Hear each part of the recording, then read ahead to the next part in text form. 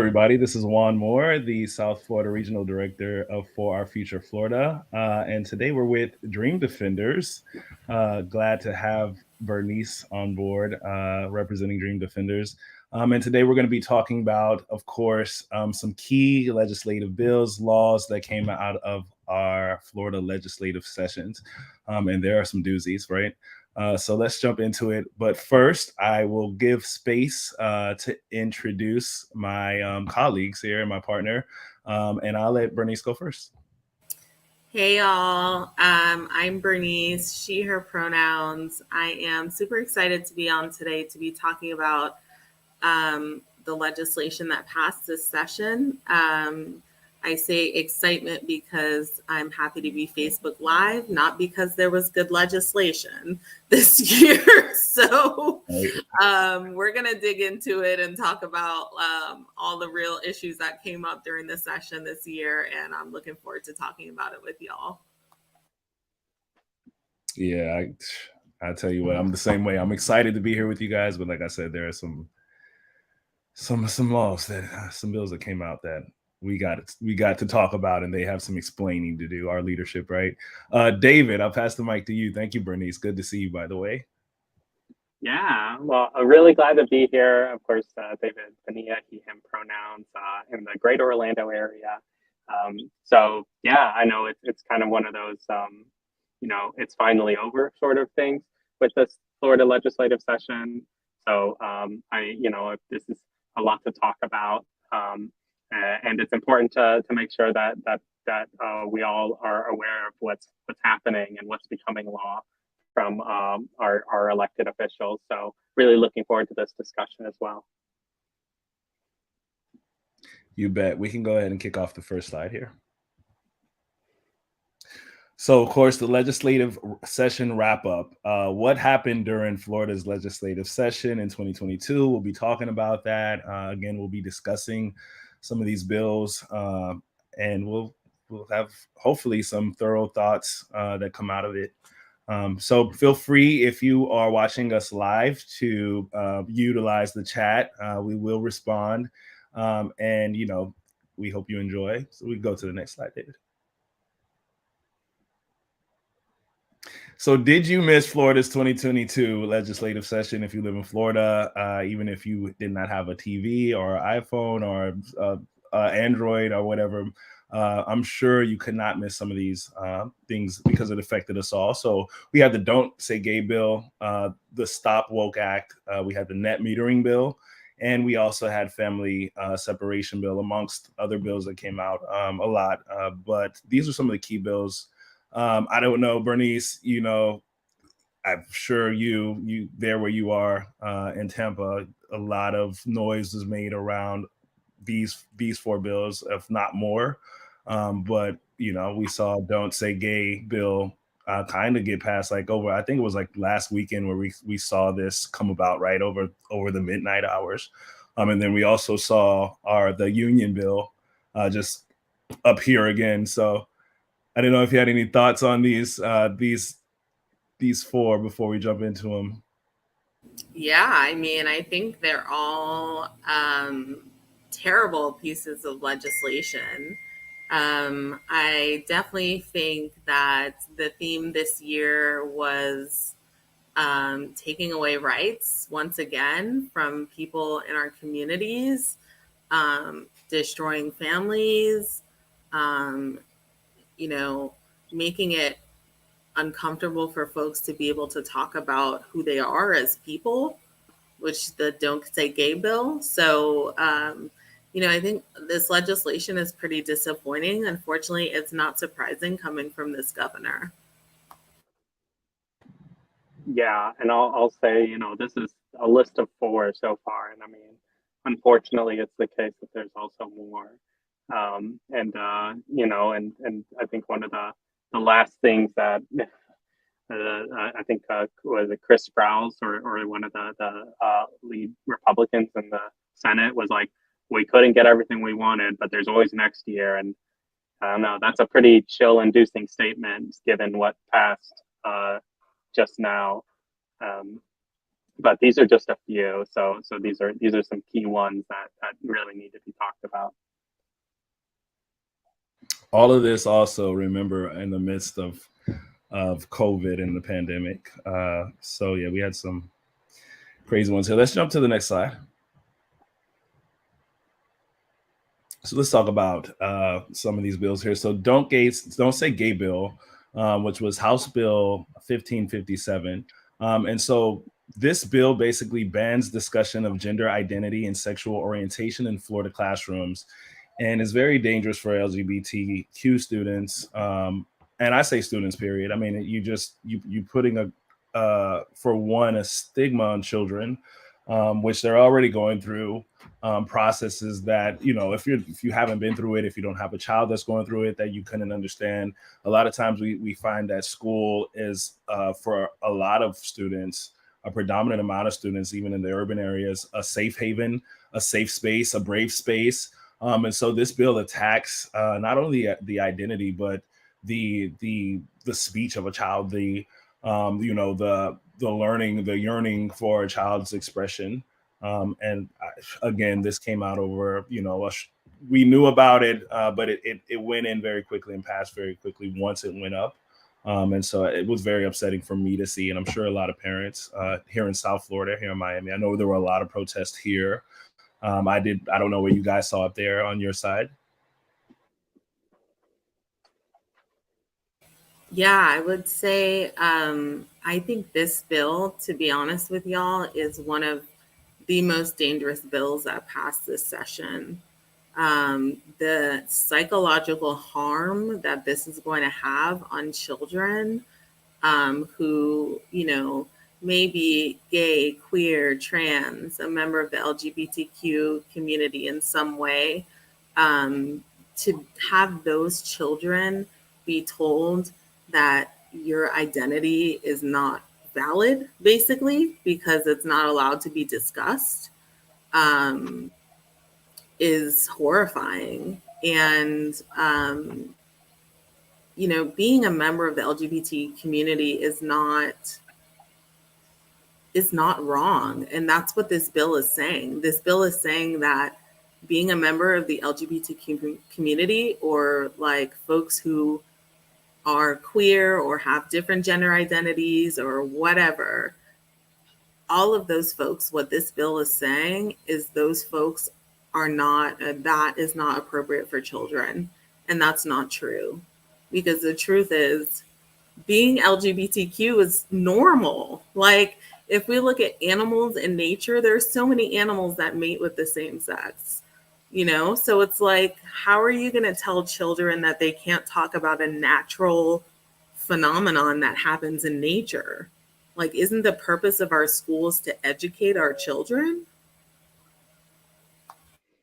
Yeah, and this is something that I would say saw some of the strongest advocacy, like, against specifically. There were hundreds of people that organized in Orlando, specifically around the rally against hate. That is really what this and a few other things that we're going to talk about were specifically targeted at. And I think one thing that's protection for students is super important. But it's also important to highlight the teachers. Teachers that may feel they're in a very tough position, especially LGBTQ teachers. This is, how do you talk about your own family when you have a bill that has parents ready to levy lawsuits against you? So that's I think another element to this that's really unfortunately absolutely wasn't considered because it passed. So this is HB 1557 is really something that we hope, if we couldn't beat it in the legislature, hopefully we beat it in court, because I'm sure that's where it's going to go next. And I'm glad you touched on that, David. A lot of teachers identify as LGBTQ with that community, or have children or students like we're talking about. And again, it seems like a pattern, right, by our government to not only attack the school system, and then penalize the teachers who, because I'm sure positive. There are very much so teachers who are against this and these policies, and schools who are against these policies. But if they speak out, God forbid, their salaries be taken away or fines. And so this is very scary, and I do agree with Bernice. Is one of the most dangerous, one of the most dangerous pieces of legislation that I've seen in our state for a very long time. It's very upsetting. Let's go to the next slide. Stop Woke Act. Again, like I said, the attack in the classroom against the schools. So this is House Bill 7, Senate Bill 148, and this bill censors conversations around discrimination, injustice, and racism in classrooms and workplaces.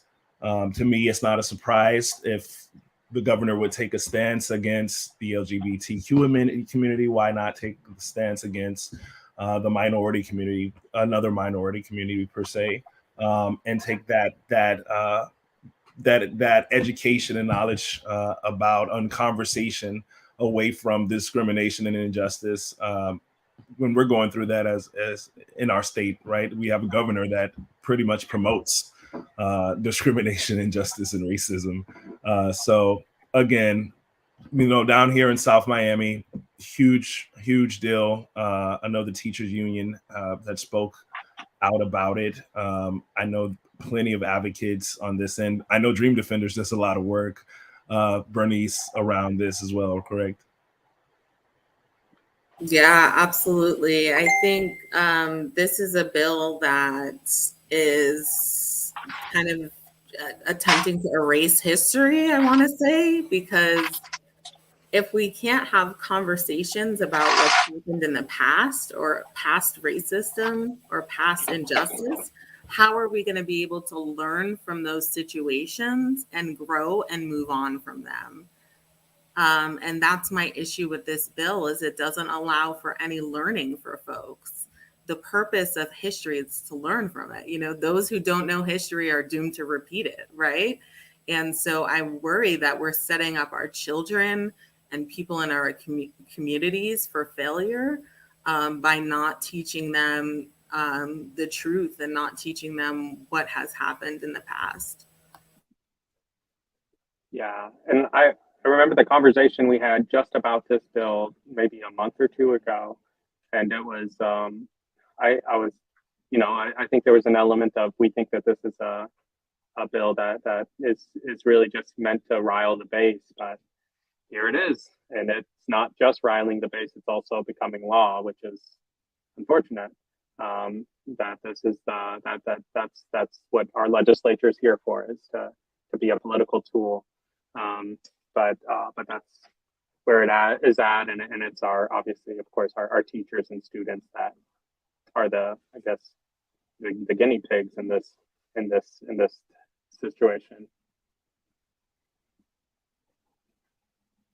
Yeah, I always wonder, for the people who are watching outside of Florida when they see these pieces of legislation, I wonder what they think. If I try to imagine in a space living somewhere else and seeing these kind of pieces of law and thinking in my head, what does the child feel, right? Their existence is now being, either not only just, unaccounted for, but basically erased, like we said. And I, for one, definitely do not care for DeSantis' story. His story, I'd rather hear real history, right? And so, again, we have to fight against this. It is now our adopted law, but somebody said what to us next year, David? Next year is too far, right? We could stop DeSantis now. Let's go to the next slide.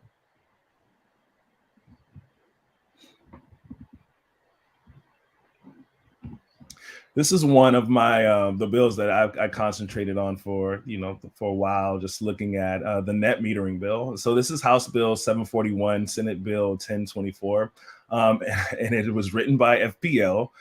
This bill threatens the environment and thousands of solar jobs in order to increase profits for utility companies. What a surprise coming out from FPL. I'm sure this was probably an ALEC bill too. It looks like, Bernice, right? I believe that this one was, I'm not sure if this one was an ALEC bill. I don't want to tell you yes and not be sure about it with y'all because we are Facebook Live.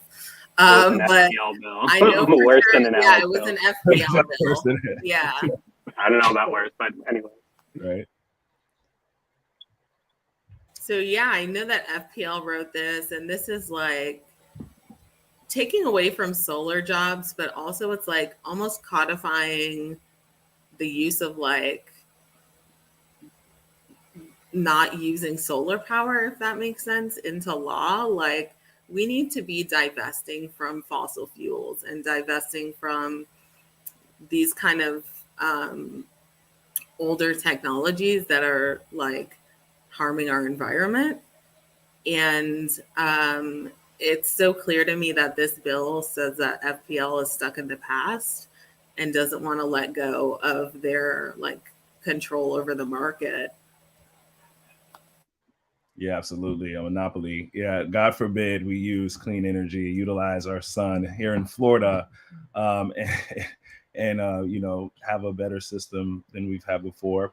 You know what happened to FPL? I guess that's their question. We know what would happen. They would stay FPL. But again, pieces of law that definitely affect all of us. And I just encourage everybody when these when legislative session starts again next year, when pieces of law, when things are being discussed, to try to get as much as involved by studying, by doing research about these bills. And I'm going to plug us here. You can always look at these bills and some of the things, how they affect the community at our website, fund.org. We can go to the next one, David.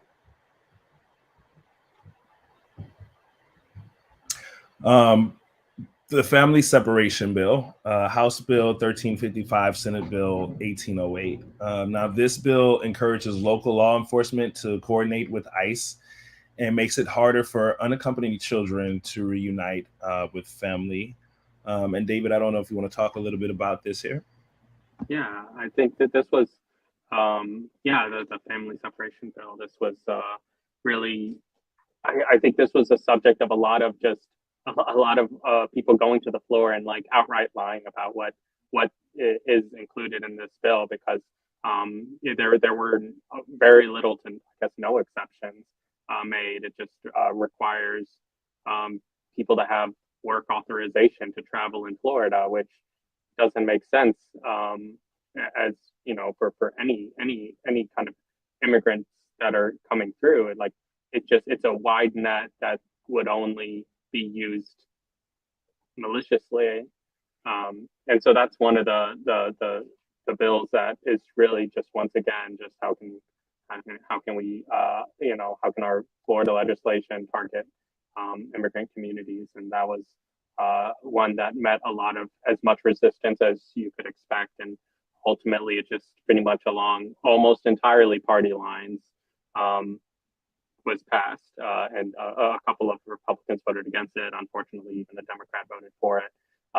But that was an unfortunate bill to see pass. And I know that all the work that partners at FLIC, the Florida Immigration Coalition, put towards this in terms of like sharing stories of people that would be impacted by this, and it all unfortunately just fell on deaf ears for the legislators that decided to pass it.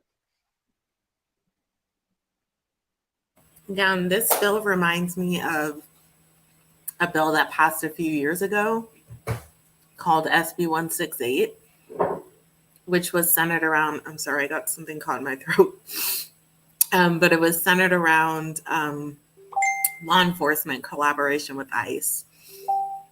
And so we're seeing a consistent theme of wanting to criminalize immigration and criminalize immigrants, and also continual collaboration with ICE, which we know is just going to lock people up and then deport them.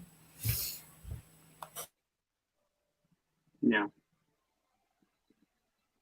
Another piece of rhetoric that was carried from the past administration to our governor, unfortunately, who I think is probably trying to run for president.